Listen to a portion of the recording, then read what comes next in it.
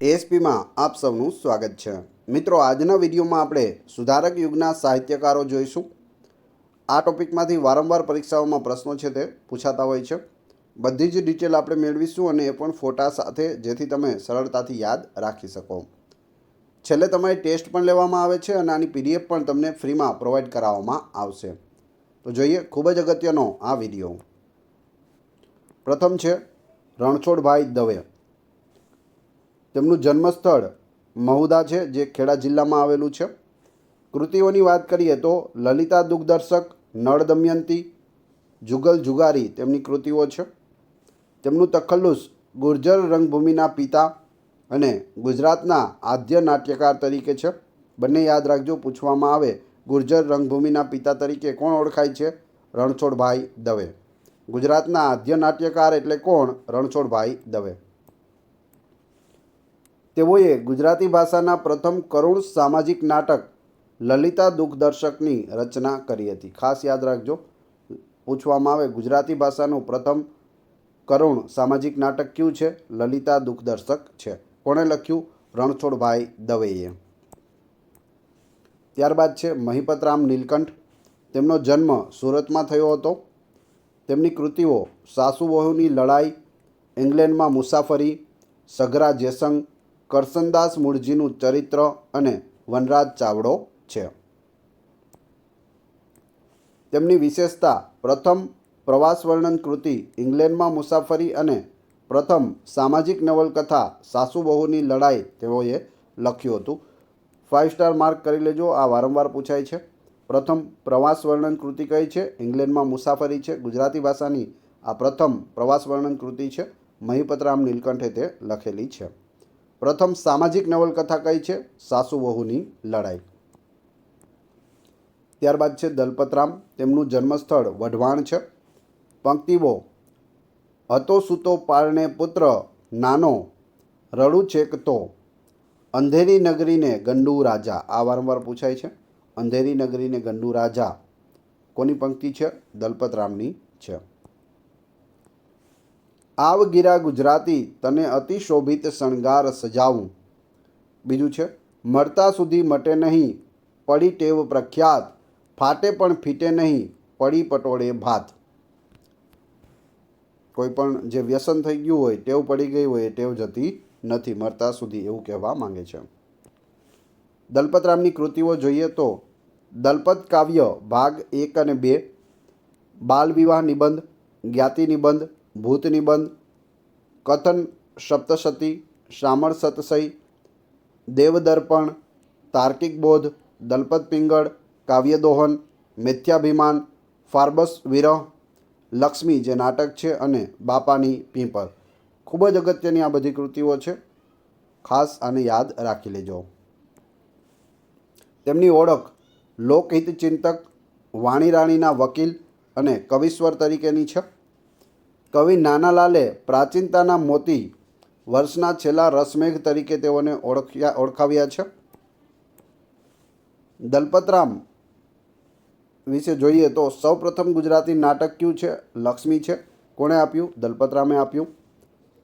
ખ્યાતનામ કૃતિ કઈ છે? મિથ્યાભિમાન છે, દલપતરામની છે। સૌપ્રથમ ગુજરાતી કવિતા કઈ છે? બાપાની પીપર છે, દલપતરામની છે। આ પણ વારંવાર પૂછાય છે। અર્વાચીન ગુજરાતીનું સૌપ્રથમ દેશભક્તિ કાવ્ય કયું છે? હુન્નરખાનની ચડાઈ છે, જે દલપતરામે આપેલું। શ્રેષ્ઠ નાટક કયું છે? મિથ્યાભિમાન છે। છંદશાસ્ત્રમાં પ્રકાશિત થયેલ તેમનું પુસ્તક કયું છે? દલપત પિંગળ છે। તો બધી વસ્તુ યાદ રાખજો। પછી છે દુર્ગારામ મહેતા। તેમનું જન્મસ્થળ સુરત છે।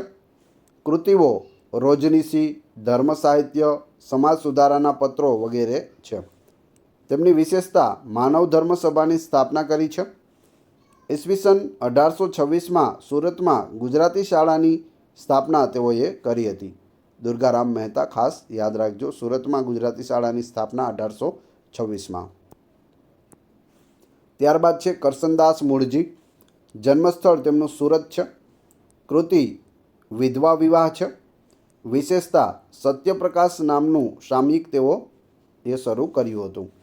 તો આ છે કરસનદાસ મૂળજી। આના પરથી મૂવી પણ બનેલું છે। આમિર ખાનના છોકરાએ તેમાં કરશનદાસ મૂળજીની ભૂમિકા ભજવી છે. ખૂબ જ સારું એવું મૂવી છે. અને વિધવા વિવાહનો તેઓએ છે ખૂબ જ સહયોગ કરેલો અને વિધવા વિવાહની શરૂઆત પણ તેઓએ કરાવેલી. ત્યારબાદ નવલરામ પંડ્યા છે. જન્મસ્થળ સુરત. કૃતિઓ ભટ્ટનું ભોપાળું, બાળ ગરબાવળી, જનાવરની જાત, નવલ ગ્રંથાવલી, વીરમતી, બાળ લગ્ન 32 અને કવિ જીવન. તો આ બધી તેમની અગત્યની કૃતિઓ છે. ત્યારબાદ આવે છે વીર નર્મદ. તેમનો જન્મ પણ સુરતમાં થયો હતો. પંક્તિઓ યા હોમ કરીને પડો ફતેહ છે આગે. ખૂબ જ અગત્યની આ પંક્તિ છે, વારંવાર પૂછાય છે. જય જય ગરવી ગુજરાત, દીપે અરુણ પ્રભાત. કૃતિઓ જોઈએ વીર નર્મદની.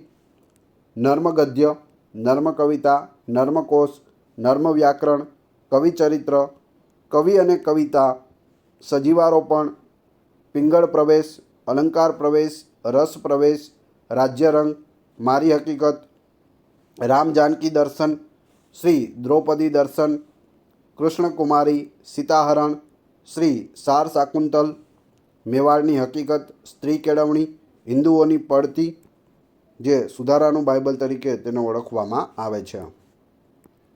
આ નર્મદની સહી અહીં આપેલી છે. આ રીતે તેઓ સહી કરતા હતા અને આ તે ફોટો પણ આપેલો છે. નર્મદની વિશેષતા આપણે જોઈએ.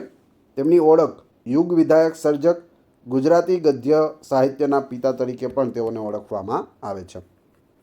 પૂછવામાં આવે ગુજરાતી ગદ્ય સાહિત્યના પિતા કોણ? કવિ નર્મદ.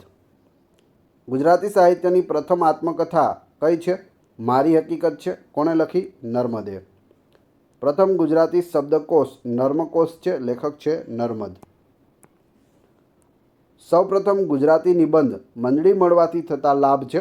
નર્મદ દ્વારા લખવામાં આવ્યો છે. ગુજરાતી ભાષાનું સૌપ્રથમ ગુજરાતી ચરિત્ર કવિચરિત્ર છે, જે નર્મદે લખ્યું છે. નર્મદે અન્યોન્ય બુદ્ધિવર્ધક સભા નામની સંસ્થા સ્થાપી હતી. તો બુદ્ધિવર્ધક સભા સંસ્થા કોણે સ્થાપી? નર્મદે. તત્વશોધક સભા અને સુરત પ્રજા સમાજની સ્થાપના પણ તેઓએ કરી હતી. તેમણે દાંડિયો નામનું પખવાડિક પત્ર શરૂ કર્યું હતું. દાંડિયો એટલે રાત્રે લોકોને જાગ્રત રાખનાર ચોકીદાર એટલે દાંડિયો. ત્યારબાદ છે એલેક્ઝાન્ડર ફાર્બસ. તેમનો જન્મ લંડનમાં થયો હતો. તેમની કૃતિ રાસમાળા ભાગ 1 અને 2 છે. તેમની ઓળખ ગુજરાતી ભાષા સાહિત્યના પરદેશી પ્રેમી તરીકે તેઓ ઓળખાતા હતા. 1848માં ગુજરાત વર્નાક્યુલર સોસાયટીની સ્થાપના તેઓએ કરી હતી. મુંબઈમાં ગુજરાતી સભાની સ્થાપના પણ તેઓએ કરી. સાદરામાં તેમના નામથી ફાર્બસ બજાર તથા ફાર્બસ સ્કૂલ પણ આવેલા છે. ત્યારબાદ છે ઈચ્છારામ સૂર્યરામ દેસાઈ. તેમનો જન્મ સુરતમાં થયો હતો. કૃતિઓ શિવાજીની સુરતની લૂંટ, ટીપુ સુલતાન અને ચંદ્રકાંત છે. તેમની વિશેષતા ઈચ્છારામે 1880માં ગુજરાતી સાપ્તાહિક શરૂ કર્યું હતું. ત્યારબાદ છે નંદશંકર તુળજાશંકર મહેતા. જન્મસ્થળ સુરત છે. વિશેષતા તેમની નવલકથા કરણ ઘેલો ગુજરાતી સાહિત્યની સૌપ્રથમ નવલકથા છે. કરણ ઘેલો ગુજરાતી સાહિત્યની પ્રથમ નવલકથા કોણે લખી? એન.ટી. મહેતા. નંદશંકર તુળજાશંકર મહેતા. હવે તમારી ટેસ્ટ. જે આપણે વિડીયો જોયો તેમાંથી તમને અહીં પ્રશ્નો પૂછવામાં આવે છે, જેનો જવાબ તમારે ક્રમશઃ કમેન્ટ બોક્સમાં આપવાનો છે, જેથી મને ખ્યાલ આવે કેટલા લોકોએ વ્યવસ્થિત વિડીયો જોયેલો છે. તે પહેલાં વિડીયો પસંદ આવ્યો હોય તો લાઇક, કોમેન્ટ, શેર અને સબસ્ક્રાઈબ કરવાનું ના ભૂલશો, જેથી આગળ પણ આપણે સારા સારા વિડીયો મળતા રહે. આ ચેનલ ઉપર ઘણા બધા વિડીયો અવેલેબલ છે. તમે ચેનલના નામ ઉપર ક્લિક કરી વિડીયોમાં જઈ બધા જ વિડીયો જોઈ શકો છો. હવે આપણે વાત કરીએ ટેસ્ટ અને પીડીએફની, કે આની પીડીએફ કઈ રીતે મળશે. ટેસ્ટમાં પ્રથમ પ્રશ્ન છે, પ્રથમ પ્રવાસ વર્ણન કૃતિ કઈ છે અને કોની છે? બીજો પ્રશ્ન, દલપતરામનો જન્મ ક્યાં થયો હતો? ત્રીજો પ્રશ્ન, વાણી રાણીના વકીલ અને કવિશ્વર કોની ઓળખ છે? ચોથો પ્રશ્ન, ગુજરાતી ગદ્ય સાહિત્યના પિતા કોણ છે? અને પાંચમો પ્રશ્ન, મારી હકીકત કોની આત્મકથા છે? 5 એ 5ના ક્રમશઃ કમેન્ટ બોક્સમાં જવાબ આપી દેજો. આ વિડીયોની ફ્રી PDF ટેલિગ્રામ અને વોટ્સઅપ ગ્રુપમાં મળશે, જેની લિંક ડિસ્ક્રિપ્શનમાં પણ આપેલી છે. ત્યાંથી તમે જોડાઈ જશો તો ત્યાં તમને આની PDF અને દરરોજ નવી નવી અપડેટ અને નવી નવી PDF મળતી રહેશે. Thanks for watching my video.